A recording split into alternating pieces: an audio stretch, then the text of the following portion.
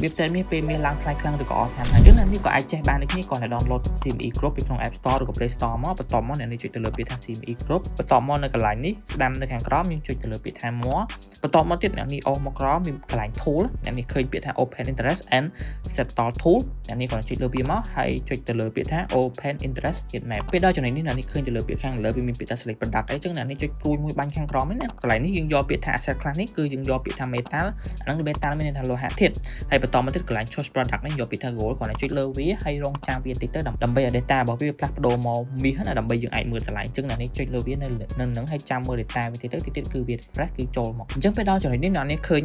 តម្លៃដូចខ្ញុំធ្លាប់ណែនាំពីមុនអញ្ចឹងអ្នកខ្លះមកចំនួនអាចមើលបាក់បានអញ្ចឹងអ្នកនេះឃើញស្រួលនេះអ្នកនេះឃើញស្រួលនេះមកជួលនេះ4900នេះឃើញនេះខ្ញុំដាក់4900អញ្ចឹងគាត់ដល់កន្លែងស្រួលនោះខ្ញុំឃើញ candle បិទ2បញ្ជាប់គ្នាទៅលើស្រួលហ្នឹងនៅក្នុង trading view គឺខ្ញុំចាប់ដើមបាយហ្នឹងនេះឃើញអញ្ចឹងកន្លែងនេះវាមានពាក្យ call put មានន័យថាម៉េច call វាមានន័យថាដូចឡើងលើមានន័យថា buy position buy put ដាក់ចុះដូច sell អញ្ចឹងនៅពេលដែលអ្នកនរគ្នាឃើញ position ចំនួននៃការ buy ច្រើនជាង sell សួរថាតើយើងគួរតែ sell ឬក៏ buy ហើយណាមួយផ្សាយ all time high ខ្ញុំសូមបញ្ជាក់យុទ្ធសាស្ត្រនេះគឺពីច្រើនខ្ញុំប្រើនៅពេលផ្សាយ all time high ឬក៏ពេលវាទៅបង្កើត all time high ថ្មីមានន័យថាវាដល់តម្លៃខ្ពស់បំផុតមួយថ្មីអញ្ចឹងតម្លៃដែលយើងអាចគួរទិញបាន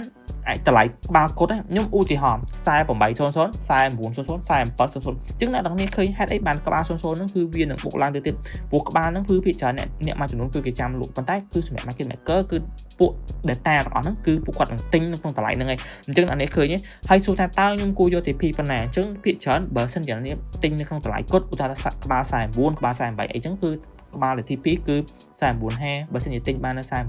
អាហ្នឹង50អីចឹងទៅអញ្ចឹងមានន័យថាអ្នកនរនេះឃើញមកជួរនោះវាមានពណ៌ color អ្នកនរនេះអាចមើល color មកជួរនៃ4950នេះគឺឃើញ position ហ្នឹងដូចគ្នាគឺសុទ្ធតែ position buy អញ្ចឹងយើងអាចទិញពីចន្លោះហ្នឹងមានន័យថាពី4900ហ្នឹងរហូតដល់4950